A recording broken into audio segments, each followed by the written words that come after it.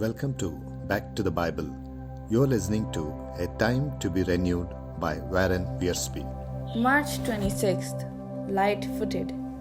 Walking in the light involves honesty, obedience, and love. That means following the example of Christ, walking as He walked when He was on earth, and as He does right now in heaven. This has extremely practical applications in our daily lives.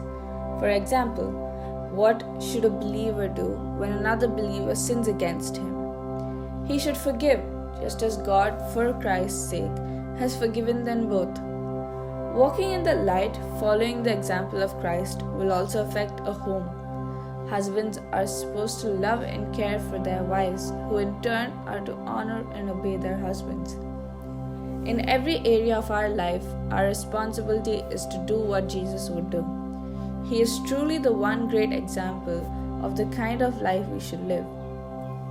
Verse for today: He that doeth righteousness is righteous, even as he is righteous. 1 John chapter 3 verses 7. Also read 1 John chapter 1 verses 5 to 8, chapter 2 verses 6, chapter 3 verses 3, chapter 4 verses 11, Ephesians chapter 4 verses 32, chapter 5 verses 1 to 2, and verses 21 to 30, Colossians chapter 3 verses 13. Rate the health of the following areas in your life using a scale of 1 to 10, with a 10 as great: work, church, personal relationships, marriage, home and family life. Are the weaker areas rated under 5?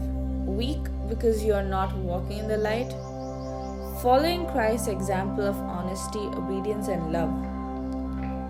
Do one thing today to reflect Christ's light in each weak area. Ask God to help you fully walk in a manner worthy of the gospel. Amen. Back to the Bible, leading people into a dynamic relationship with God.